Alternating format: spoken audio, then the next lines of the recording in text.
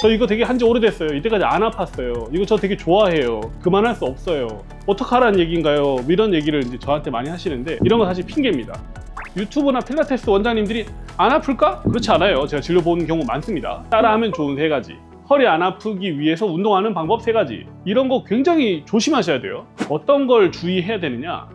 정말 아프기 시작했는데 일주일, 2주일이 넘어가는 경우, 이런 경우에는 뭔가 문제가 생겼다고 봐야 돼요. 안녕하세요, 닥터코뿔소입니다. 오늘은 특히 안 아프게 잘 지내려면 어떻게 해야 되는가, 어떤 방법이 있는가, 이런 얘기를 좀 가볍게 해보려 하는데요. 환자분들이 이제 오셔서 필라테스 하면 좋냐, 요가 하면 좋냐, PT 받으면 나한테 도움이 될까요? 안 아프게 지낼 수 있을까요? 이런 물음을 많이 하는 편이에요. 근데 이제 제가 좀 하고 싶었던 얘기 중에 하나가, 사람은 타고나는 게 제일 중요하다는 이야기예요. 똑같이 일을 하시더라도 많이 아프신 분들이 있고 안 아픈 분들이 있습니다. 우리가 건설 현장에서 일하시는 분들 힘들잖아요. 무거운 거 들어야 되고 막 안고 가고 이런 일들을 해도 어떤 분들은 많이 안 아프고 어떤 분들은 많이 아픕니다. 근데 이 차이가 뭘까? 개인적으로는 타고난 게 가장 중요하다는 거예요. 운동선수들이 사실 정말 피땀 흘린 엄청난 노력으로 이제 운동선수가 되는 거잖아요. 피땀 흘린 그런 노력을 아무나 한다고 운동선수가 되는 게 절대 아닐 겁니다. 제가 이제 통증의 관점으로 생각을 해보면, 운동이라는 게 결국에는 본인이 할 수 있는 모든 걸 다 넘어서야지 근력도 늘어나고 지구력도 늘어나는 거잖아요. 그러려면 가장 중요한 게 있습니다. 그냥 단순히 열심히 한다고 되는 게 아니에요. 열심히 해가지고 막 쥐어짜가지고 억지로 끝까지 했는데 그 다음에 뭘 해야 되냐? 회복을 해야 됩니다. 자고 나면 아침에 근육이 다시 회복이 돼서 다시 시작해야 되는 거예요. 그래야지 운동을 더 할 수 있겠죠.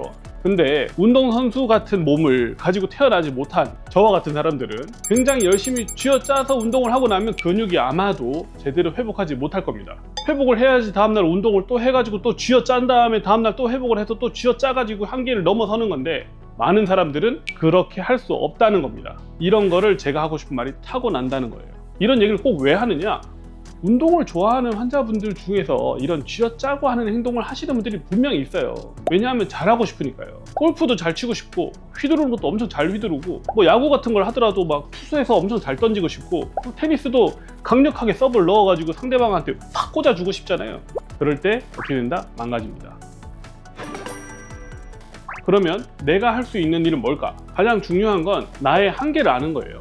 그 범위 안에서 운동하거나 일하기 위해서 노력해야 된다는 겁니다. 조절할 수 있는 범위 내에서 한계치 아래로 조정을 하도록 노력을 해야겠죠. 본인이 본인 몸의 내구성, 근력, 근지구력을 잘 파악해가지고 그 안에서 행동할 수 있도록 노력해야 된다는 겁니다.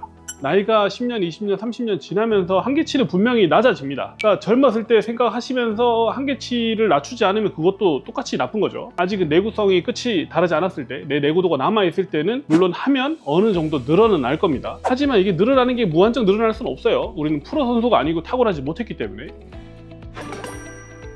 무슨 얘기를 또 하고 싶냐? 유튜버 분들이 하는 거 너무 따라 하시는 거를 조심하셔야 돼요. 무작정 따라 하는 거. 유튜버 분들은 뭐다? 타고난 분들이에요. 필라테스 막 잘하시는 분들 있죠? 타고난 분들입니다. 잘하니까 하는 거예요. 잘하니까. 그런 걸 이제 우리가 또 프로라고 하죠. 유튜브나 필라테스 원장님들이 안 아플까? 그렇지 않아요. 제가 진료본 경우 많습니다. 따라하면 좋은 3가지. 허리 안 아프기 위해서 운동하는 방법 3가지. 이런 거 굉장히 조심하셔야 돼요. 왜냐하면 내 몸에 맞춰져 있는 게 아니에요. 그분들은 운동에 대한 전문가고, 아픈 환자분들의 몸 상태나 근력 상태나 이런 거를 모릅니다. 운동을 배우는 건 너무 좋지만 내 몸에 맞춰서 하는 게 좋은 겁니다. 유튜브 따라 하는 거 도움이 될 수 있지만 내 몸에 대해서 제대로 이해하고 적정한 수준에서 따라 해야 된다는 거예요. 막연하게 적당히 해라 이렇게 말하면은 애매하게 생각하실 것 같아서 제 기준대로 한번 설명을 드려보면, 우리가 운동하고 당연히 아플 수 있어요. 예전에 제가 돔스라고 했었는데, 지연성 근육통, 운동하고 나면 한 2-3일 뒤에 이제 더 아플 수 있다, 운동하자마자보다 더 아플 수 있다, 이런 얘기를 예전에도 했었거든요. 한 3일에서 사실 길면 한 일주일 정도 몸이 좀 아플 수도 있습니다. 운동 안 하시던 분들이 하면 아플 수도 있어요. 물론 그렇게 운동하는 게 좋은 건 아니에요. 여튼 한 일주일 정도 근육 운동을 한 부위가 좀 쑤시고 아플 수는 있다. 어떤 걸 주의해야 되느냐? 정말 아프기 시작했는데 일주일, 2주일이 넘어가는 경우, 뼈가, 우리가 이제 팔꿈치 같은 데 아플 수 있잖아요. 뼈가 반대편에 비해서 모양이 튀어나올 정도로 뭐가 염증이 생기는 경우, 아니면 긴장이 정말 2주, 3주 이상 계속 지속이 되는데 이걸 운동을 또 하고 해도 풀리지 않는 경우, 이런 경우에는 뭔가 문제가 생겼다고 봐야 돼요. 내 몸이 견딜 수 있는 수준을 넘어선다는 거죠. 이럴 때는 운동을 중단하고 진료를 봐야겠죠. 진료를 보고 이걸 운동을 지속해도 될지 말지, 이걸 단순하게 그냥 치료하고 넘어갈 문제인지 아니면 단계 이하로 해야 되는 건지 상담이 필요하다는 겁니다. 그냥 아플 수는 있어요. 운동하고 당연히 근육통이 올 수 있습니다. 무작정 이게 한계라고 생각하고 뭐 하지 말라 이런 얘기는 아니에요. 하고 싶은 얘기는 분명히 내 몸의 한계를 넘어서는 운동을 하시는 경우들이 있습니다. 근데 제가 항상 듣는 거예요. 진료실에서 저 이거 되게 한지 오래됐어요. 이때까지 안 아팠어요. 이거 저 되게 좋아해요. 그만할 수 없어요. 어떡하라는 얘기인가요? 이런 얘기를 이제 저한테 많이 하시는데, 이런 건 사실 핑계입니다. 목적은 1번은 건강이에요. 건강이 최우선이 돼야 되지 않을까. 그래서 이제 제가 항상 꼭 하고 싶었던 얘기가, 운동을 조급하게 하지 마시라는 거예요.